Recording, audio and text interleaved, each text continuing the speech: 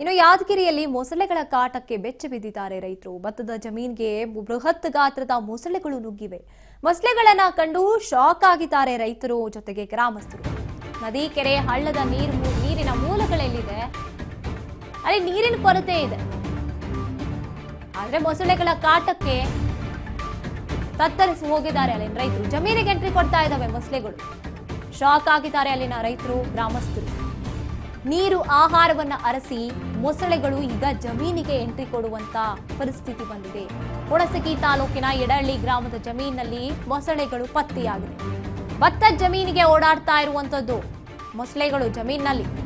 ಇನ್ನು ಸ್ಥಳಕ್ಕೆ ಅರಣ್ಯ ಇಲಾಖೆ ಅಧಿಕಾರಿಗಳು ಭೇಟಿ ನೀಡಿದ್ದಾರೆ, ಪರಿಶೀಲನೆಯನ್ನ ನಡೆಸ್ತಾ ಇರುವಂತದ್ದು ನಾವು ನೋಡ್ತಾ ಇದ್ದೀವಿ.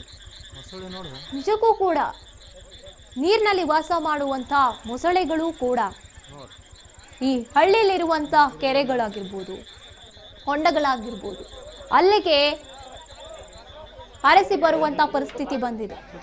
ಇನ್ನು ನೀರು ಖಾಲಿ ಆಗ್ತಾ ಇದೆ ಆ ಅಕ್ಕಪಕ್ಕದ ಕೆರೆಗಳಲ್ಲೂ ಕೂಡ, ಗ್ರಾಮಗಳಲ್ಲಿ. ಅವಾಗ ಅವಕ್ಕೆ ಈ ಹೊಲಗಳಲ್ಲಿ ಸ್ವಲ್ಪ ನೀರು ನಿಂತಿರುತ್ತಲ್ವಾ, ಹಾಗಾಗಿ ಅಲ್ಲಿ ನೀರಿದೆ ಅಥವಾ ನಮ್ಗೇನೋ ಅಲ್ಲಿ ಆಹಾರ ಸಿಗ್ಬೋದು, ಹುಳ ಹಪ್ಪೆಗಳು ಸಿಗ್ಬೋದು, ಯಾವುದೇ ಒಂದು ಆಹಾರ ಸಿಗ್ಬೋದು ಅಂತ ಜಮೀನಿಗೆ ಎಂಟ್ರಿ ಕೊಡೋಕೆ ಮುಂದಾಗಿರುವಂಥದ್ದು ದೊಡ್ಡ ದೊಡ್ಡ ಗಾತ್ರದ ಮೊಸಳೆಗಳು.